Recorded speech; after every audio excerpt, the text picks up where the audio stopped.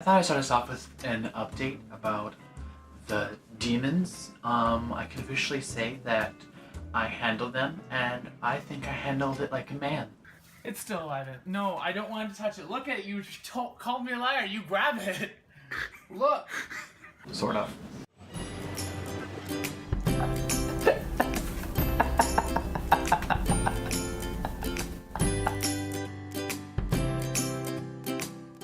Hello everyone, and welcome to the official 10th episode of The Fat Boy Diaries. I thought I would start off by giving a little update about the whole mouse situation. We officially know where the hole is that they're coming in from, which means I can finally buy tools to block the hole and hopefully prevent those little rascals from ever getting in here. Movie reference, I know, I'm a nerd. Something I also wanted to do is I wanted to do this episode by also reviewing two movies that came out. They're both sequels to films, and they both happen to be involved with Christmas, which I know what you're thinking, it's a little early for a Christmas movie review, and you would be right, it is a little early, but apparently November 1st and November 10th is the perfect time to release brand new Christmas movies. So I thought I would start off by reviewing both of them, and at the end I will tell you which one I think is a better sequel. So here we go. I'm gonna start off Bad Moms. For those of you who don't know, I'm a huge fan of the series. I loved it ever since the first one. I love the premise. I love the ideas of moms being moms and not these perfect idealized things that we make in our heads because of the fact that, like, I don't know, I feel like sometimes pop culture makes moms out to be like the 1940s moms, even still in 2017. And that's why I think Bad Moms is perfect, because it shows that moms don't have to be perfect.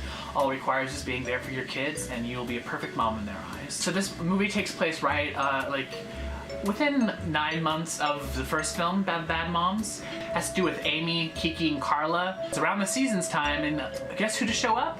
All three of their moms. I mean, why not? It's called a Bad Moms Christmas. The grandmas in the show are Cheryl Hines, Susan Sarandon, and Christine Balanski. And they are brilliant. They add a whole bunch to the film, which I'm gonna talk about how sometimes just because you bring parents into a franchise doesn't always make the film work.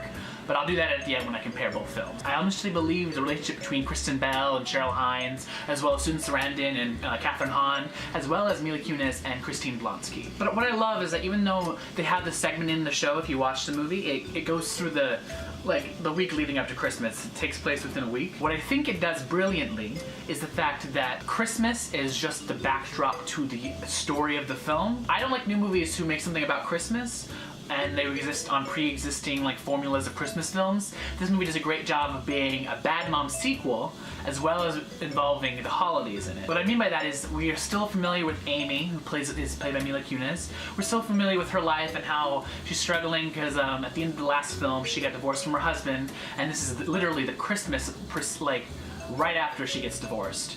And I think it does a great job of allowing that to fuel the fire of this film, because she's trying to make a great Christmas for children. It also adds into the grandma, Christine Balanski, or as Ruth is her name in the movie, her coming in because she just wants to have her grandchildren to have an amazing Christmas, so they don't feel like they've lost something with the loss of their father. It's a very humorous film. It made me laugh throughout the film, but it made me laugh in the way that the first one did, even though I didn't have those pre-existing villains.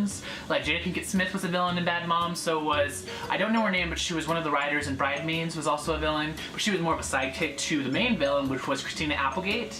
The only thing I was worried about, is because I watched a lot of the trailers leading up to the release of this film, and I was really worried because I didn't see Christina Applegate, and she did such a great job of being a villain, but she was so good at having a redeemable quality about her. So at the end of Bad Moms, I thought she was going to join the Bad Moms group and they were going to be friends, and so I didn't see her, and I was really worried about that. They do a great job of having a cameo of the previous film without making it useless, because Christina Applegate, for all you fans of her and of the Bad Moms as her as the villain, she does show up again, but she does it in a way that fuels the plot forward rather than just being a distraction. She's still in character. She's still doing everything that she did in the first film. Amy, and I forgot Christina Applegate's character's name, but they still have that repertoire and the familiarity, and they do say that they're friends, but you can tell that they are still just mom friends, not just really close as she is with Kathryn Hahn. Amy's character is with Kathryn Hahn and Kristen Bell. Susan Sarandon and all the grandmas who are coming in are amazing. Like,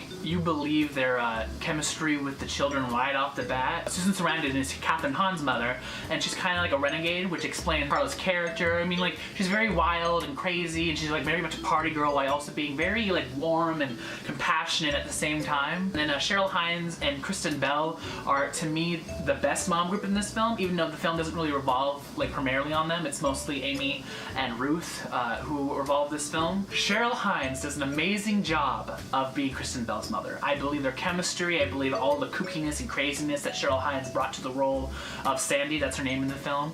And not only that, but there are moments that I feel like a lot of people have had with their parents where you're worried about telling them something and them not getting it because they raised you, and it's not that you have a problem with them raising you, it's more the fact that they also have to realize that you're out of the house now. Cheryl Hines and Kristen Bell do an amazing job of showing that side of adulthood when you have to like space a little bit from your parents. I've seen this film 3 times. I don't want you guys to think I'm crazy. I saw this film the first time on the original day it came out, which was November 1st, because they were trying to beat out the other films coming out, a Marvel film of all things. Because it came out November 1st because Thor Ragnarok was coming out that Friday, the 3rd. And I get that.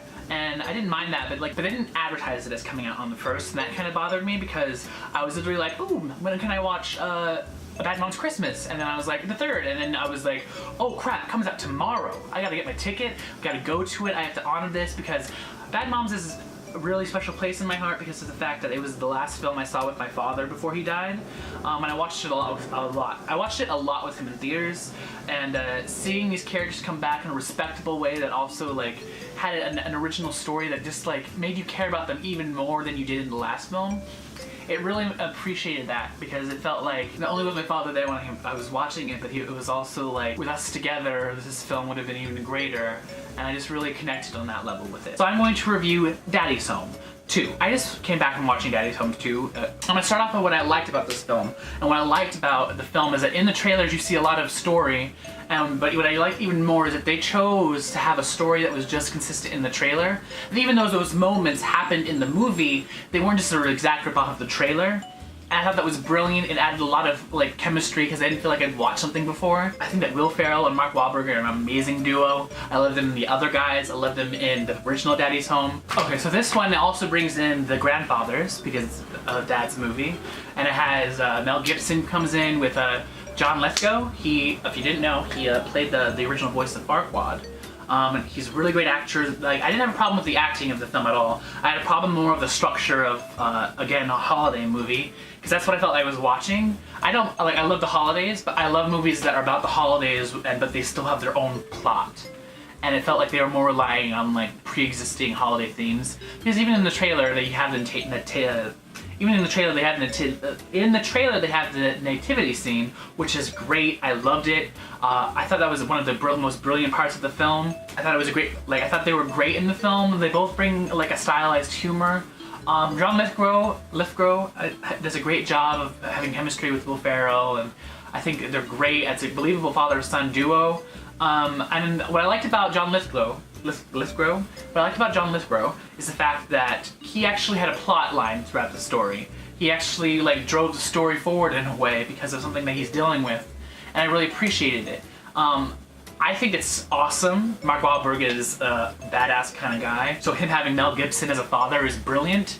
But I thought that Mel Gibson character like didn't really have a story arc. He was just like badass from beginning to end. Like there's some jokes that he does. He's great. He's like the straight-laced guy throughout the entire film. I just felt like it would have been added to if they'd done more of a plot with them. Because what the difference between the dads in Daddy's Home and the mothers in A Bad Mom's Christmas is the fact that the grandmothers who are brought in, they bring their own baggage and they have their own plot lines. Whereas in Daddy's Home, it was more of Brad, Will Ferrell, and Mark Wahlberg's character have their own thing going on, and they're more of there to add to it rather than bring their own issues into the table. And for that reason, I had a real issue with it. I love seeing worlds grow in film. I just love it more when the worlds grow without trying to pay too much tribute to the original film. Like, you should do like a little tribute because it is a sequel, but you shouldn't make the entire storyline revolve around the original. And that's why I think that out of the two sequels, I think Bad Moms Christmas is a better sequel that can stand apart by the original, where I think that Daddy's Home 2, I don't know if it's a great film by itself. I think that it does a lot to, if you are a fan of the original, it's a lot like, because there's a lot of throwbacks to the original that I appreciated because I watched it, but like there are a lot of jokes that like are just like little tiny things that unless you saw the original you wouldn't get. I do like the fact that throughout the entire film there's this quality of a father is trying to be like a perfect father for their son. And sometimes you can't control your children, and they do a great job. I will tell you that they have a great like little thing where their parents and sons and daughters, about how sometimes even when you're trying to do your hardest to be the right parent, it doesn't mean it's the best parenting style for your kid. So I like the message that they were sharing with this film, but I didn't like the broad aspect, because I felt the plot was very broad, and if it was more refined, I think it could have wiped out A Bad Moms Christmas. I honestly do. Wrap up this little review. I thought I would say that if you can only choose one and you haven't seen any of the prequels to this film, which aren't really prequels, they're one of Daddy's Home and Bad Moms, I would definitely say I would watch A Bad Moms Christmas. It does a better job of not leaving the audience questioning anything. If you do want to watch Daddy's Home 2, definitely do it, because it does have a lot of like heartwarming things about if you are very close to your father, and I appreciate the heartwarming aspect of both these films. But then again, I would watch Bad Moms Christmas again before I would watch Daddy's Home 2 twice. And I love Will Ferrell and I love Mark Wahlberg, so that's what I'm saying is it really, I felt the storyline was just way too broad, and if they had just refined it, it would have been a lot better. Although I will say that I really liked John Cena's character. He was at the end of Daddy's Home, and I was really wondering if he was going to come back. He's not in as much as I would have liked, but he does a great job of not only being there, but driving the plot forward.